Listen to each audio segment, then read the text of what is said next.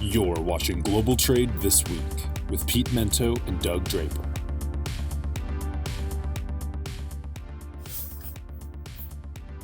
Good day, everybody. Global Trade This Week, GTTW. It's another edition of Global Trade. And Pete and I are co-hosts. My name's Doug Draper on the coast, actually coming not from New Hampshire, but from the great state of Massachusetts. Pete, how you doing out there? I'm doing great, Doug, and it's not a state. What did I say? It's a commonwealth. Oh, Jesus Christ. Okay, fine. I don't know the difference. I do notice that whoever did the art theft of Troy brought him back. Oh, yes. Well, he's on vacation. He got a little haircut. Can you tell? I can, yeah. It's nice. It's nice to see him back, though, buddy. Yes, it is. And yeah, that's about it. Speaking of vacations, Pete, I know this to our audience and listeners, we're going to hyper speed this one today. Got to crank through some stuff, but just did a little recharge in Steamboat Springs, Colorado over the long weekend, Pete. Loved it. It's green, blue skies, fast moving water. Checked all the boxes I needed to recharge. That's awesome, man. I love to hear it. Yeah. So, nice. Well, I'll flip it over to you. Do you have anything fun you want to share for the weekend, or just jump into it? No, I'm going to jump right into it because it's a check shirt and glasses with no hats kind of edition of Global Trade This Week. Mm-hmm. I don't have on a T-shirt and I don't have on a hat because I have our suppliers conference for Wayfair this week. So I am in Boston. I am not in New Hampshire. You know, I feel drained and sad when I'm away from the live free or die state. But here I am, you know. I do have some exciting topics this week. Yeah. Everyone stare at my bald head. I look like Private Joker, don't I, right now? Or no, Private Pile Joker when I do that. So, hey, everybody, great first topic this week I want to talk to you about, and that's that it would appear that Russia has gone full on into default on their debt. They are saying to everyone, hey, not paying you. Sort of like that deadbeat uncle you've got where when the phone rings and they look at that number, they're just like, yeah, I'm not answering that one. And you're like, what is it? Bill collector. You know, that one guy in your family that you just know has never paid a single credit card bill. They're always at your house for football on Sunday because their cable has not worked in forever. Don't bother asking for the Wi-Fi password because there ain't no Wi-Fi. Russia is now on that list. They were severely in debt prior to, like every major country. I mean, we're no different. But the difference here is they're just not paying it. Now, they would pay it, is what they're saying. They'd be more than happy to pay for their debt cycle, but they can't because the international means for doing so has been taken away from them because the Office of Foreign Asset Control has said to anybody, if you try to take a payment from Russia, we're going to seize your assets. So they can't do it. So Russia's saying we would love to pay for our debt, but we can't because anybody who would try to take it from us would run themselves afoul of OFAC. So it's sort of this catch-22. However, Russia has made no attempt to pay for it in any other way. So now people are wondering, was all of this really just an attempt to put Russia in a position where they wouldn't need to pay their foreign debt? Was all of this was this part of, was this one big, awful, evil, bloody, terrible move to sit them in a situation where they become not only international pariahs, but also free of debt? It sounds crazy, Doug, but so does invading your neighbor. It's not as nuts as it sounds if you begin to look at it. And I'm at the point now, man, where I'm pretty much listening to any theory. Yeah.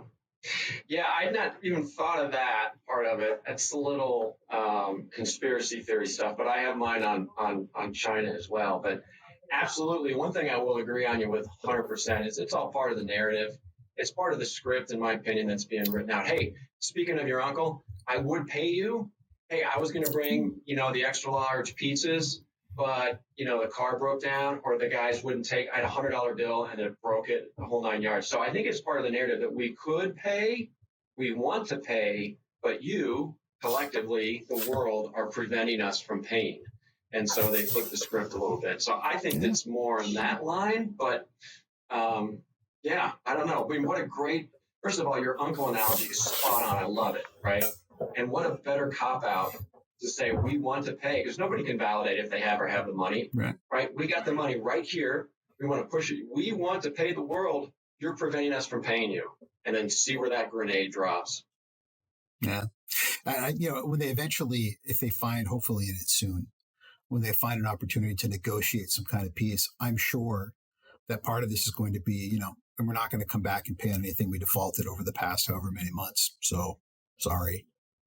That's going to be part of this, man. It's going to be part of this. Yeah. Interesting. What you got for us, buddy? All right. I don't know. Are we allowed to cuss during the show? I know I've dropped some stuff before and everything, but we're not. This isn't prime time. Anyway, it's not a bad thing, Pete. I'm here to talk about one of the best days of the year, which is Prime Days coming up. I think the 12th and 13th. Love it. Love Pride Days, baby. But a couple of items on this year's Prime that I wanted to call out. Yeah, there'll be good deals and all that kind of stuff, but there were three things that caught my attention.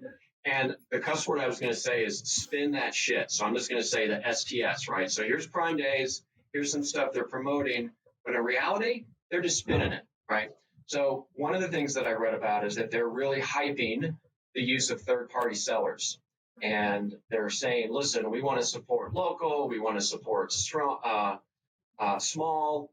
And in exchange for you to support small and local and our third-party providers, we're going to raffle off or give away tickets to the Super Bowl. So That's awesome. Basically, what that means is they have the same labor shortages as everybody else. They don't have enough robots to get everything done. And so let's distribute the weight and distribute the load and push it out to all of our third-party sellers. That's my take on that one.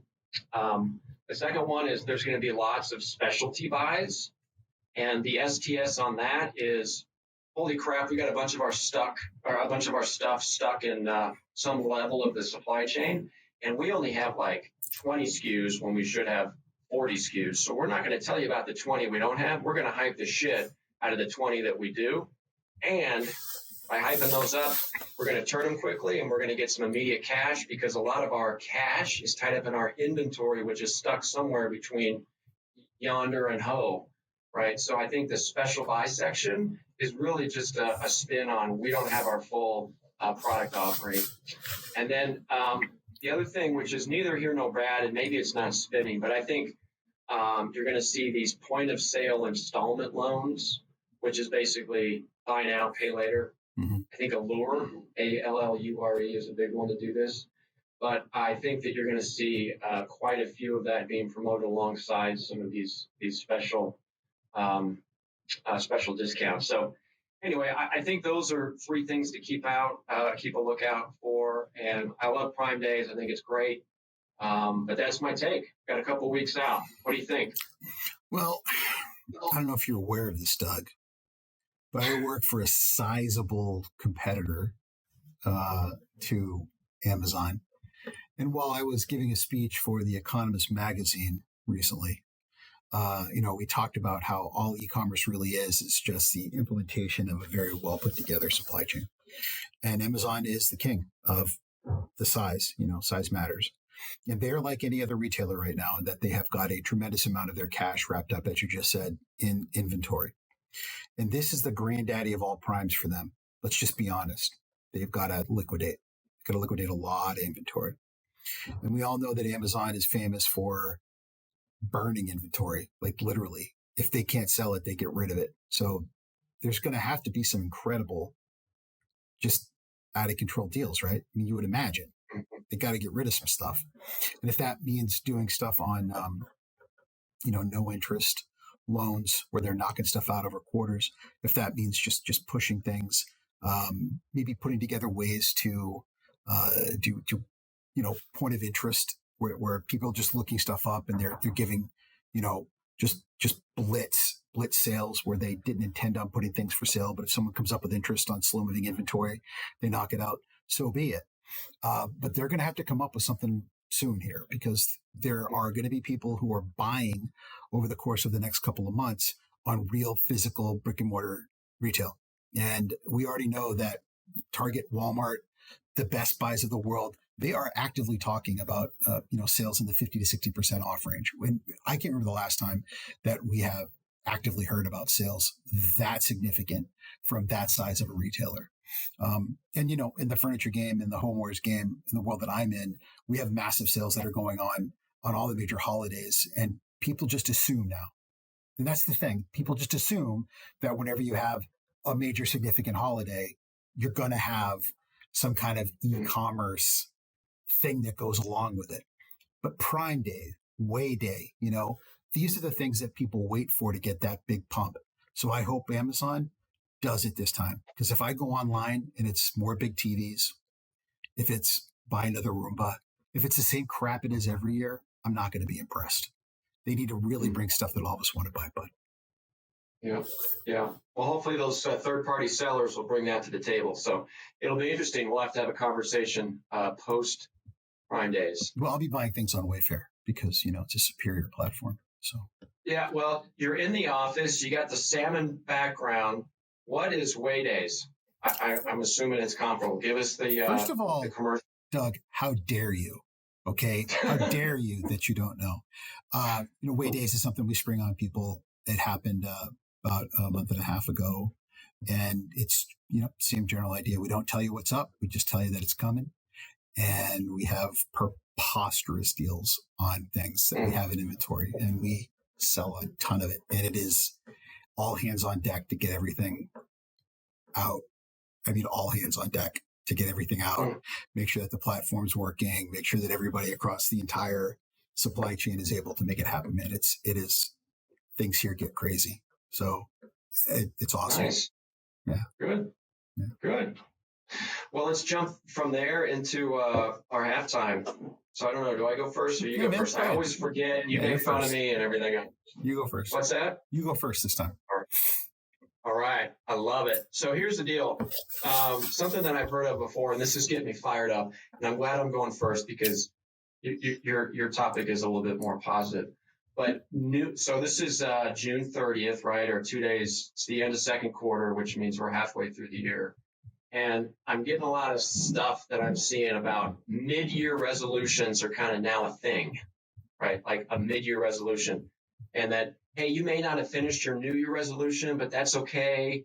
Now it's time to reset goals. And you can tell by the tone of my voice that now things are really now it's really important. So you can, really focus on your mid-year goals. And, the 6-month goals are the ones that really set you apart, blah, blah, blah, blah, blah, blah. How about this? How about you decide to take an inventory of your life, make a change, vet that idea, and create a SMART goal? That's something I learned like in middle school or high school. Specific, measurable, attainable, relevant, trackable. You implement all that stuff, you are going to hit your goal, right? There's no participation ribbon in changing your life and trying to get goals and New Year's resolutions. So I saw that, I just get irritated. And I'm trying to mellow out, and I get that some people are whatever, but I'm just disappointed that we've come to the fact that mid-year resolutions are now a thing. That's like, death of hope, to use a quote from you, my man. It's just, come on, we're better than that. Everybody here collectively is better than that. And I'm disappointed in seeing it. I'm disappointed in people talking about it. I think that every day and every sunrise is a new opportunity for a new beginning. I feel like one of those Instagram models, that I'm just sitting there in like my Speedo, bare chested with one of those beautiful quotes above my head, like every sunrise is a new opportunity to be your best self, That's what I'm thinking, Doug. Yeah. I think that your mid-year resolution is, once we get off here, is to have Keenan text you an address of the closest dispensary. And after work, you need to get a whole bunch of edibles and go home and listen to the Allman Brothers Eat a Peach album and calm down. You are you are way too fired up, man. Like, all right. aren't we all in the business of improvement? as supply chain professionals? Like, isn't that what we do? Is just try to make things better, buddy? I mean, come on. But making improvement means you have to see it to the end and make the improvement, right? You can't just give up midway through and be like, I'll just do a new bunch of goals. You're going to get fired in life if all you do is abandon goals that you set up for yourself. That's how you move forward and progress. My personal opinion. But being nimble and agile is also an important part of being human and understanding when you have to change course and direction. Now, I'm not justifying this ridiculous idea because I also agree with you that an important part of setting goals is following through with them. But, we live in a kind new world, buddy, and not everyone's a hard ass like you. So, All right. Well, I like your topic better, so we're just going to pivot off that one. Talk about pivoting. We're pivoting towards yours. Yeah, bud. So, I'm a big fan of history, and I'm a huge fan of American history in particular, and the Revolutionary War.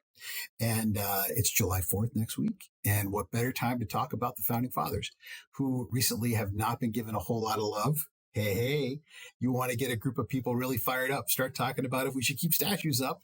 But whether you like them or not, whether you consider them men of their contemporary time, they are all fascinating individuals. And for the most part, they are misunderstood. We have either given them sort of this idol status. We really haven't looked at them as human beings, and we haven't spent a lot of time thinking about, their individual contributions. And I love them. So as a young guy, I read a lot about them. And not all that long ago, I actually made 24 individual videos that I posted on social media of 24 individual founding fathers. And because I find all of them fascinating. I am a Mason, as I have talked about in past global trade this week's. And most of the founding fathers were Masons. And my favorite founding fathers, I have two, were Benjamin Franklin, who I can't get enough of. I think he was fascinating in a lot of good ways and a lot of bad ways. And I'm also a positively huge fan of John Adams. So those are my two favorites. The reasons I like both of them are very different. I think that John Adams was amazing. One of the things he's not really known all that much for was he was deeply in love with his wife, Abigail. He wrote her practically every single day. He was incredibly devoted to her, and he considered her to be one of his closest confidants and advisors. So throughout his entire life, even when he was president, he would seek her counsel constantly. It's a beautiful romance story between two people. And he was a bit of a prick, Doug. Like he was really unliked. Like he was really, really unliked by most of the other founding fathers. He had very few friends amongst them. And it's shocking that he was successful as he was. The reason I like Benjamin Franklin is the exact opposite. The guy was a lunatic. He really was a lunatic. He was old as hell. He was abandoned by most of his family. His brother, who took him on as an apprentice, used to beat the hell out of him. So he ran away and started his own thing, mostly with stuff that he stole and learned from his brother, and kind of stole his business. He was a crazy inventor. He used to airbathe. He'd get up in the morning completely naked and open all the windows to his rooms and just walk around bare ass. And then he demanded to be served breakfast completely nude. And when he lived in France, he would ask that the female servers that brought him breakfast were nude as well, because there was nothing wrong with the human body. He was just this crazy man, and he was very good at playing a character. He very rarely acted like himself, but he was a great mentor and a wonderful salesman, and also an incredible academic. He also disagreed with his son, who was a Tory and backed the English. And because of that, he left his son nothing. So he was one of the richest men in America. And when he died, he left his son absolutely nothing. So his son died like destitute.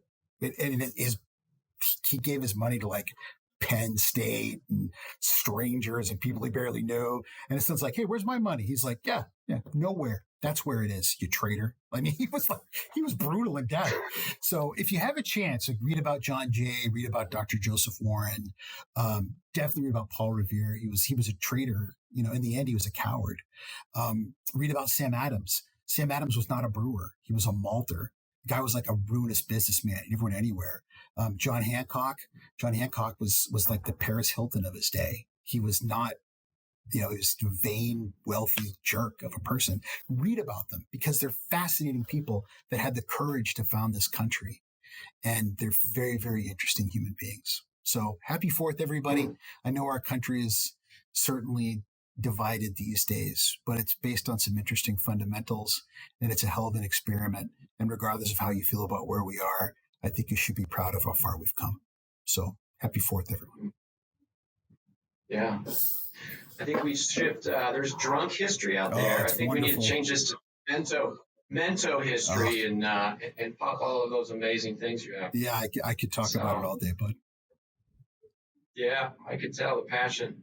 All right, man, let's flip over to third quarter. Yeah, what you got? Oh, no, you're going up. I did the... I can't remember. Are you stoned now? I mean, is that what's going on with your short-term memory, buddy? No, I just got to get the fog out of my... I got 2 kids from college back home, and sometimes I'm very proud of them, and sometimes I'm like, what are you doing? And so I'm getting fired up about time. They are wonderful children. I love them to death. They're very successful, and I'm proud of them. But sometimes I'm like, what are you doing? It's time. So anyway, not only am I decompressing from my halftime topic, but the reason I brought it up was an experience I had, over the weekend. So anyway, all right, I'm done.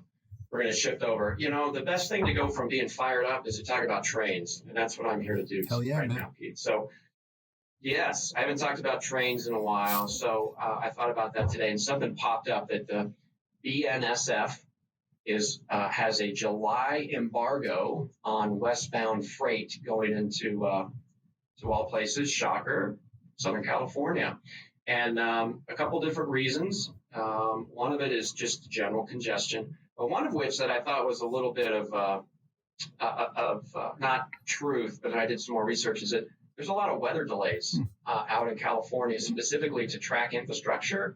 There's been some monsoons down in Mexico that have washed some track out. So they're trying to kind of realign their assets, which the ocean container world has been talking about for 2+ years. And they're essentially saying, hey, we just got to slow our roll, and we're not going to take stuff into California. The exemption is intermodal. So that's going to be the ocean freight exports, things of that nature. And the commodities that they're targeting is automotive, ag, and some industrial commodities. So here's the other piece, is that apparently you have until July 5th to basically apply for a permit that says, hey, I know you're doing an embargo westbound, but here's why my stuff still needs to move. Now, I don't know if every application is approved, if a percentage is approved, if it's willy-nilly by whomever at the BNSF. But anyway, I'll commend them a little bit, maybe a lot, to say they're doing something instead of complaining about it and pushing it back onto the consumer. Yeah, it's going to suck if you're trying to get stuff out, but the short-term pain, maybe the long-term gain. So you know what? They're doing something. They're trying to move the needle forward, and I'll give them some credit for that. The last piece on this, Pete, and we've talked about the ebbs and the flows and of the truck market. It's not static. It's like an ocean, and it goes up and down, and it reacts to different things. Is that some of the key markets that are being embargoed, you better watch out for truck rates, because if you're on the spot market and you're trying to move stuff westbound, I think there's 14 or 15 key states, a lot of them in the Midwest, and you're going to flip your cargo from rail to truck. Just be wary. It's going to spike in the month of July as far as rates. So that's the other thing that I didn't read anything about that, but I'm assuming that's the case, knowing the volatility of the spot market truck industry. So there you go. There's my train update for the week. Yeah, man. I mean, anytime I hear about applying for exceptions, like applying for a voucher for an exception, you know where my head immediately goes, and that's to regulatory capture, corruption. Like, I'm big enough, I move enough cargo, you know who I am, my stuff's moving. And then there's somebody who's small enough, your stuff's not. It's wrought with opportunities for peril. And then, this idea that someone can arbitrarily make some decision that makes the determination about how such an important part of the commercial success of this country is determined. It's just preposterous, man. They're putting way too much power into the hands of and treating it as a commercial decision, when in fact I could make an argument that it has a lot more to do about the strategic infrastructure of our country. And I don't like that it's being put in the hands of someone who's making a commercial decision. And I think that we should have a little more insight into that than something that seems or sounds like it was done in spur of the moment. Something about this just doesn't smell right, Doug. Good points. All right, bring us home. Skeptical hippo eyes. That's what you're getting out of that one, buddy. Skeptical hippo eyes. Yeah. All right. I almost did a drone story this week just to send you off into the long weekend annoyed, but I didn't. I did the next best thing, which is electric vehicles. So I got a statistic here. I want to get it right. So the Asia Pacific market right now, they're saying it's estimated 625 billion with a B is the current scooter market, based on 260 million units between 222 and 229 being sold. I think that's like a ridiculous number, right? So over a quarter of a billion units being sold between now and 2029. And a lot of that being driven by delivery services. So when they say scooters, they mean everything from a sit-down version to just those regular, stand-up ones that you and I would race somewhere in Denver and kill ourselves on after one too many beers. Mm-hmm. And when you begin to read in the investor stuff about this, they're saying that a great deal of this has to do with everything from food deliveries to small parcel deliveries over small amounts of space. A lot of the people are saying, parts deliveries for small businesses and courier deliveries, but also the Amazons, the Alibabas of the world getting stuff, same day deliveries, next day deliveries.